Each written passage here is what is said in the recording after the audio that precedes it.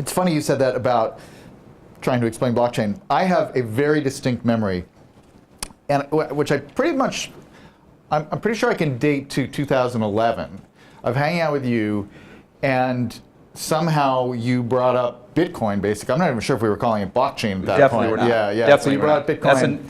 That was a term when once Bitcoin became like, you know, bad because people were using it to buy drugs on the internet, not pot, but other drugs,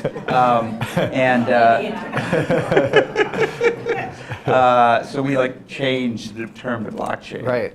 Well, I think we can come back to that because that's an interesting shift conceptually, I think. But I remember you're talking about you were very enthusiastic, at that early stage.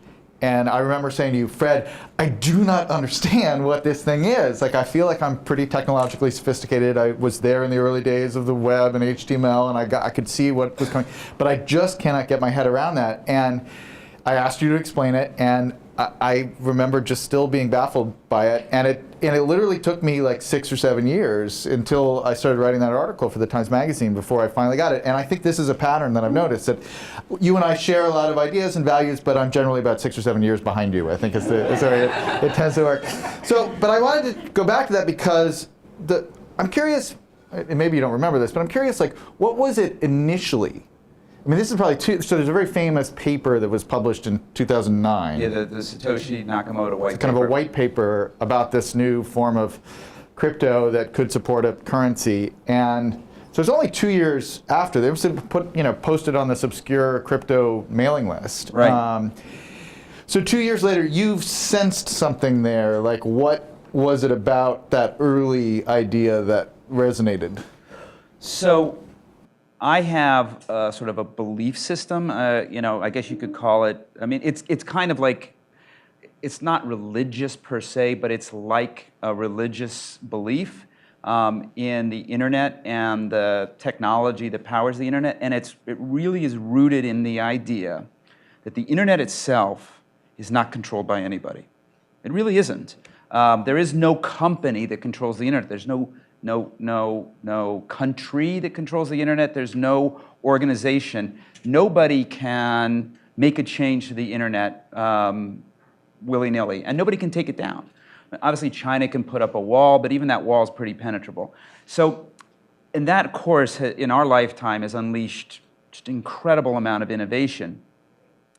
And so, my belief system is that the most powerful technologies are technologies that nobody controls and that are open to anybody, and anybody can do anything on it, bad or good.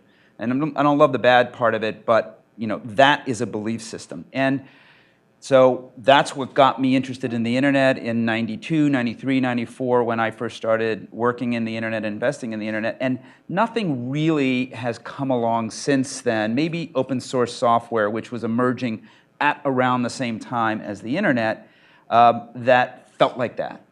And in 2011, I bumped into a friend of mine on the street here in Manhattan. He was walking this way, I was walking this way. I hadn't seen him in 3 or 4 years. And I said, Ricky, what's going on? What are you doing? And he said, I'm starting a Bitcoin company. And I said, Bitcoin company? What the hell is a Bitcoin, right?